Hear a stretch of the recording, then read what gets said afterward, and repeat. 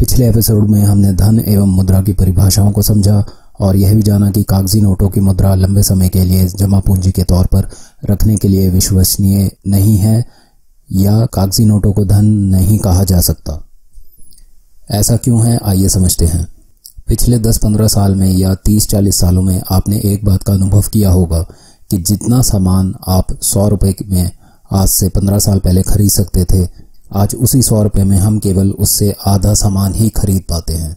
और 100 रुपये में 1990 में हम जितना सामान खरीद सकते थे उससे केवल 10वें भाग का सामान ही आज हम खरीद पाते हैं।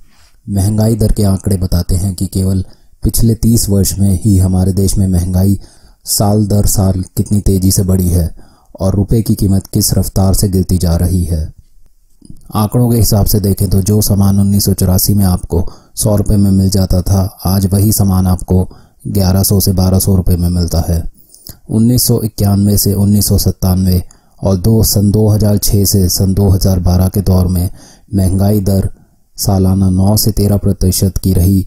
नतीजतन 5-6 सालों में ही चीज़ों के दाम 2 गुने हो गए, या यूँ कहा जाए कि रुपए का मूल्य आधे से आधा होता गया।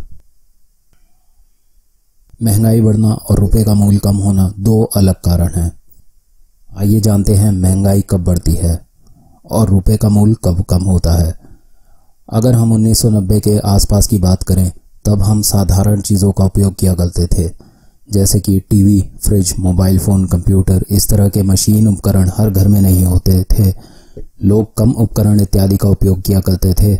दुनिया में विज्ञान और तकनीक का विकास हुआ और हमारी सुविधा के लिए नए नए उपकरणों का आविष्कार हुआ। लोगों ने भी शौक और सुविधा के लिए मशीन्स और गैजेट्स का उपयोग करना शुरू कर दिया। इस कारण हमें अपना मासिक या सालाना घरेलू बजट बढ़ाना पड़ा। तो जीवन शैली में सुधार के चलते कुछ महंगाई बढ़ी, यह बात स्वाभाविक है।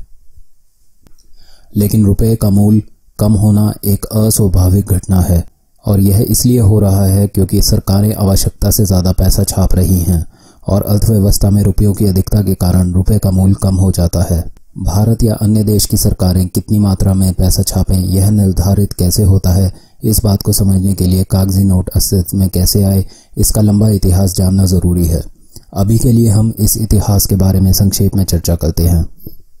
लगभग 400-500 साल पहले तक भारत और अन्य देशों की अर्थव्यवस्था में सोने चांदी के सिक्कों का उपयोग मुद्रा के तौर पर होता रहा, क्योंकि इन धातुओं में मुद्रा होने के सभी गुण थे और प्राकृतिक तौर पर सोने चांदी सीमित मात्रा में ही पाए जाते हैं।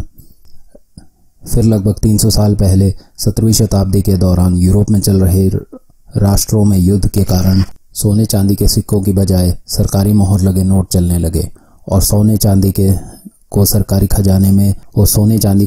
खजाने में संरक्षित रखा जाने लगा। ऐसे नोट का उदाहरण आप स्क्रीन पर देख रहे हैं। यह अमेरिकी डॉलर है, जिस पर लिखा है कि यदि यह नोट कोई सरकारी खजाने में जमा करता है तो उसे $100 के मूल्य के सोने के सिक्के मिलेंगे। ऐसे ही हर तरह के नोट सोने की कुछ मात्रा के बराबर थे और इससे मुद्रा की सप्लाई अर्थव्यवस्था में नियंत्रित की जाने लगी। जिस देश के पास जितना सोना चांदी होता था, वह देश उसी अनुपात में नोटों की मुद्रा छापता था। द्वितीय विश्व युद्ध के बाद विश्व में ब्रेटन वुड्स करार के तहत गोल्ड एक्सचेंज स्टैंडर्ड स्थापित किया गया। इस करार के अनुसार लगभग 28 ग्राम सोने की कीमत $35 निर्धारित की गई और अमेरिकी डॉलर से बाकी देशों की मुद्रा का माप लगाया जाने लगा। इस करार के चलते कोई भी देश अमेरिकी राष्ट्रीय बैंक को अमेरिकी डॉलर वापस करके उसके बराबर का सोना ले सकता था और फ्रांस ने 1960 के दशक के दौर में ऐसा किया भी। फ्रांस की देखा देखी और देशों ने भी अपने राष्ट्रीय खजाने में डॉलर से ज़्यादा असली सोने को रखने पर विचार किया और इस वजह से अमेरिका के राष्ट्रीय कोष से सोना कम होने लगा।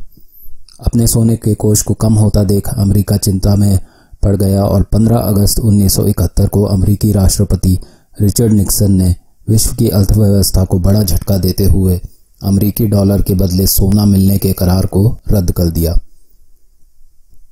और 1971 के इस निर्णय के बाद से अमेरिकी डॉलर एक स्वतंत्र मुद्रा बन गया और अमेरिकी संस्थान फेडरल रिजर्व अपने अनुसार अमेरिकी डॉलर की सप्लाई निर्धारित करने लगा।